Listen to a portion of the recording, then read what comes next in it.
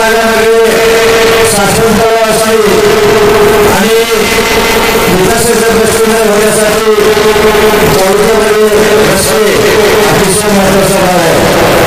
आणि हा रस्ता वंचित राहिलेला या रस्त्यासाठी 200-250 कोटी रुपये मंजूर करून त्याचं आपण उद्घाटन केले आणि त्याचं ते काम अतिशय चांगल्या प्रकारे गतीने चाललेलं आहे. त्यामुळे याचे सर्व श्रेय आपण आमदार साहेबांना देतोय. या समाजामध्ये मिसळणारा आमदार पाहिल्यानंतर बाकीची काम करण्याची पद्धती फार त्यांची कौतुकास्पद आहे. मी त्यांच्याकडे एक संस्थेचं काम घेऊन त्यांच्याकडे गेलो होतो. त्यांनी पाहिलं, मला म्हणले हे काम करण्यासाठी पप्पा तुम्हाला मुंबईला यावं. मी म्हणलं आमदार साहेब माझं वय आहे, मी फिरत नाही जास्त, नाही आल्याशिवाय मी काम होत नाही.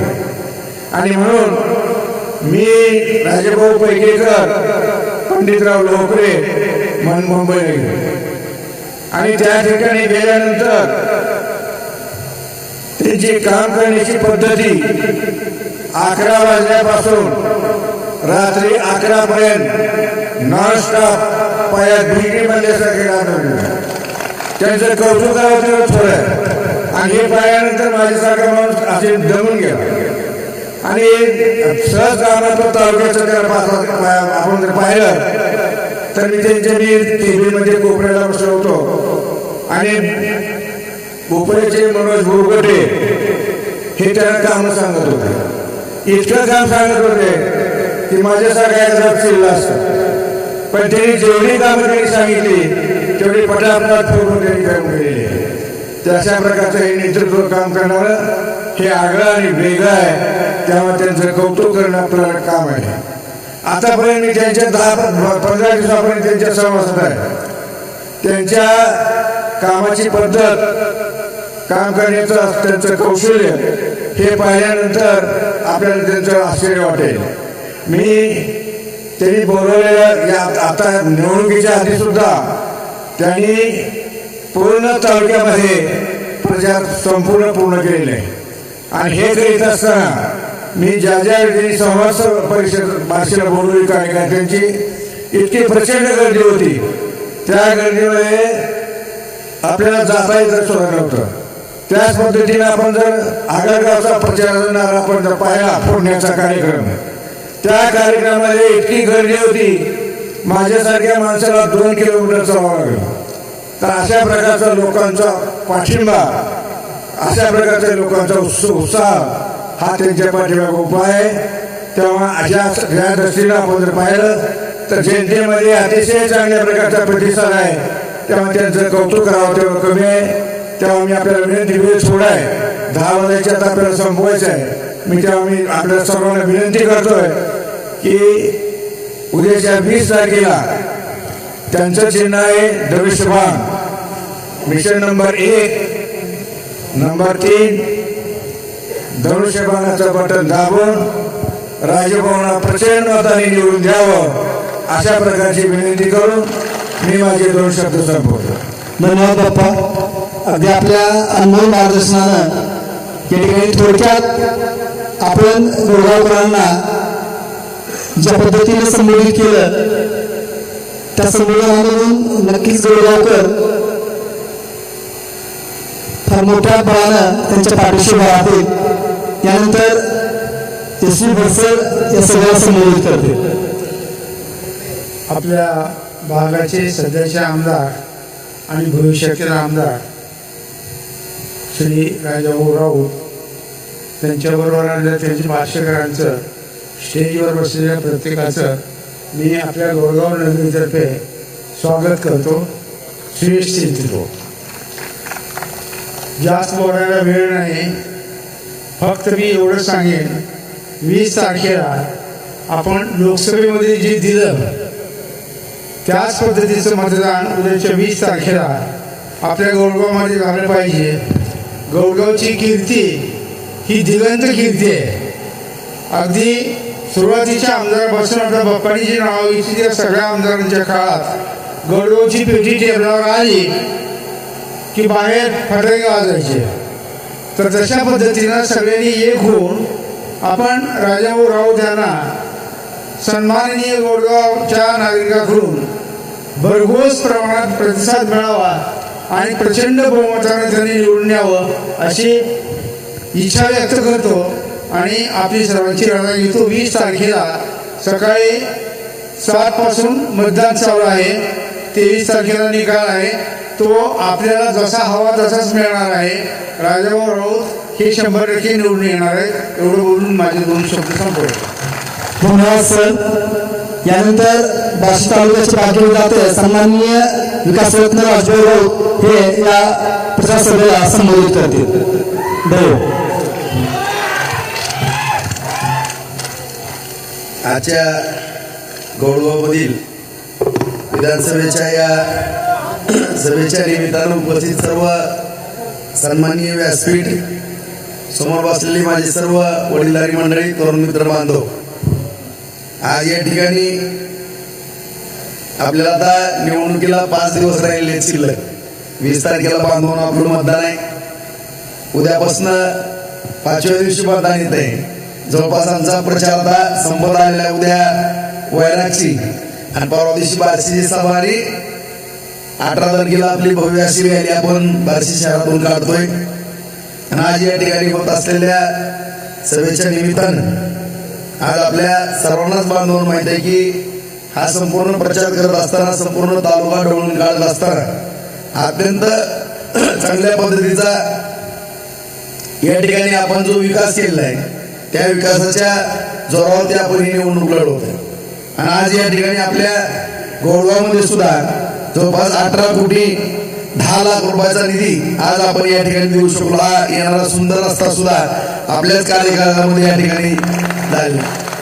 आज या ठिकाणी जलसंधारण विभागामार्फत साठवण तलाव असेल, जलजीवन मिशन योजना 1,80,80 लाख रुपये, जनशिवदा योजना 18 लाख रुपये, कॉन्क्रीट रस्ता 20 लाख रुपये, कॉन्क्रीट रस्ता 35 लाख, 354 मधून अंगणवाडी बांधकाम 8 लाख, दलित वस्ती 12 लाख, घन कचरा व्यवस्थापन 13 लाख, मातोश्री पाणी रस्ता 24 लाख, तांडा वस्ती 5 लाख, स्मशानभूमी 3.5 लाख, पशुवैद्यकीय दवाखाना 5 लाख, देवाभरती 3.5 लाख, गोडगाव ते रुई रस्ता 6 कोटी, गोडगाव ते गात्री रस्ता 1,20 लाख रुपये. अशा पद्धतीनं प्रत्येक गावागावामध्ये आपण कमीत कमी 2 कोटी ते 10, 15, 20 कोटी पर्यंत आज विकास या ठिकाणी बांधवांना करू शकतो. आज या ठिकाणी ही कामं करत असताना समोरचा सुद्धा आपल्या आई जगदंबेच्या चरणी जो रस्ता अर्पण केला तो 242 कोटी रुपयाचा रस्ता आहे. आज या विकास कामाच्या जोरावरती आपण ही निवडणूक लढवत असताना आज 4-5 दिवस या ठिकाणी मतदानाला राहिलेले माझी सगळी या ठिकाणी उपस्थित सर्व पदाधिकारी, कार्यकर्ते, सर्वसामान्य जनतेला विनंती की आपण भविष्य काळामध्ये सुद्धा तसं पाहिलं की तर या गोडगाव भागामध्ये पाण्याचे फार स्रोत कमी आहेत.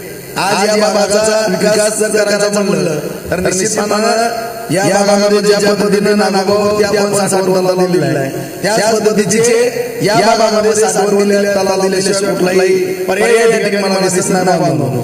त्यामुळे आज आपण या बार्शी तालुक्यामध्ये उपसा सिंचन योजना या योजनेअंतर्गत, साठवण तलावाच्या योजनेअंतर्गत, नागझरी भगवतीच्या योजनेच्या अंतर्गत, वरवडच्या अंतर्गत जवळपास येणाऱ्या 8 महिने ते 1 वर्षाच्या कालखंडामध्ये जवळपास 50,000 एकर जमीन आज या ठिकाणी आपण बार्शी तालुक्यातील निवडणुकीखाली आणतो.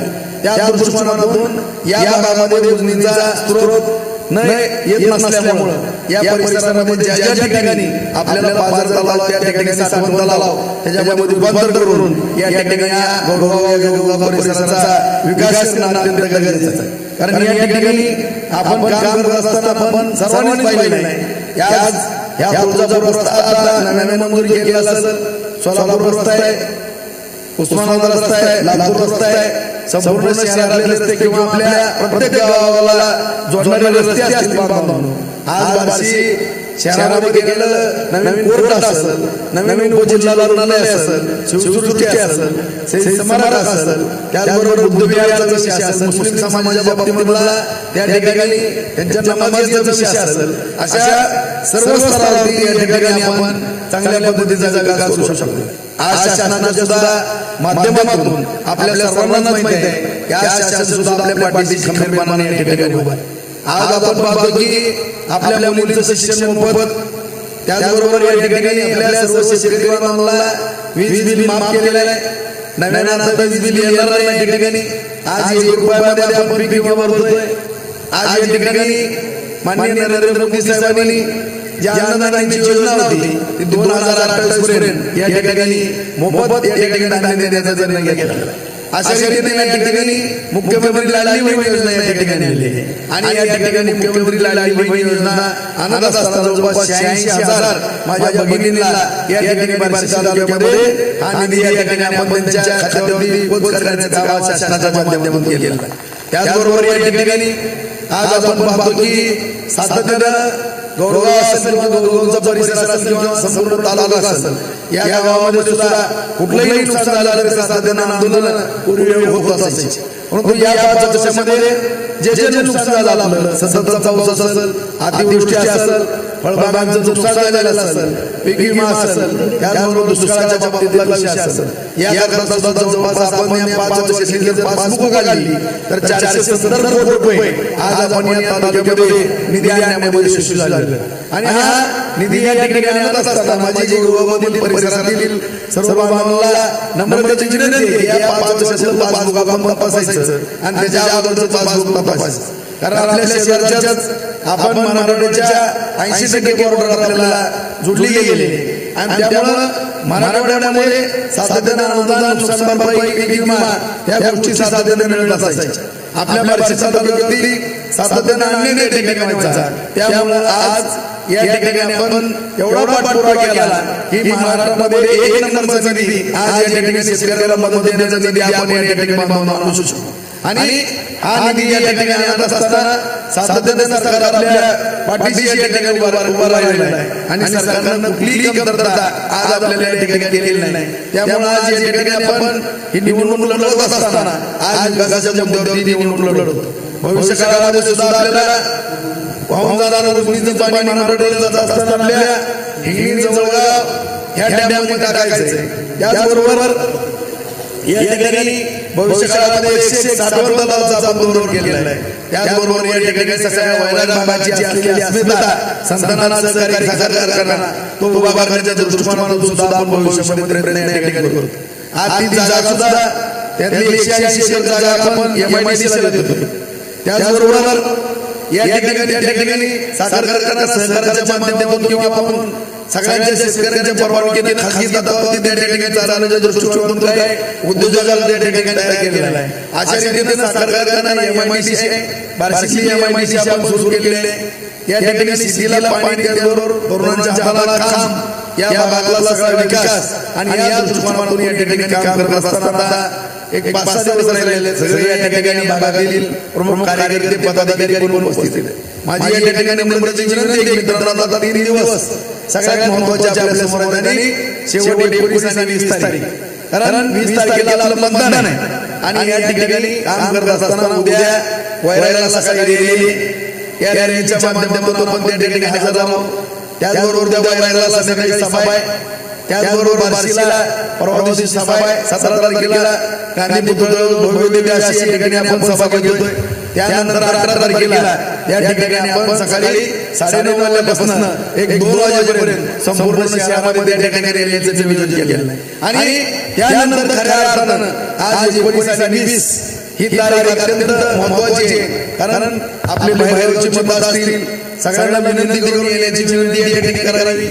त्याचबरोबर आपण 20 तारखेला आणि 19 तारखेला प्रत्येकाला घरोघरी जाऊन मतदान करण्याकरता विनंती करणं अत्यंत गरजेचं आहे. कारण या ठिकाणी प्रत्येकाच्या घरोघरी जाऊन पोहोचून आपण केलेला विकास हा प्रत्येकाच्या घरोघरी या ठिकाणी पोहोचणं गरजेचं आहे. मला माहिती आहे की आपण गेली 1 महिना झालं कुणाच्या पायाला पाय नाही, सगळेजण या ठिकाणी थकून चालला, याची पूर्णपणे जाणीव आहे. परंतु येणारे 5 दिवस म्हणजे आपल्या बार्शी तालुक्याच्या पुढच्या भविष्याच्या दृष्टिकोनातून फार महत्त्वाचे दिवस आहेत. त्यामुळे आपण सर्वांनी अत्यंत काळजीपूर्वक या निवडणुकीमध्ये सहभागी व्हावं, कुणीही गाफील राहू नये अशी या ठिकाणी सगळ्यांना विनंती करतो. आपण सगळेजण या ठिकाणी एवढ्या मोठ्या संख्येने उपस्थित राहिला त्याबद्दल सर्वांचे मनपूर्वक आभार व्यक्त करतो. उद्या परवा सभा आहे त्या ठिकाणी आपण बोलणारच आहोत मित्रांनो, परंतु आपण कुठेही गाफील न राहता एक एक मत हे अत्यंत महत्वाचं आहे आणि त्या दृष्टिकोनातून आपण सर्वांनी प्रयत्न करावे अशी या ठिकाणी विनंती करतो आणि या ठिकाणी माझे 2 शब्द संपवतो. जय हिंद, जय महाराष्ट्र. धन्यवाद भाऊ.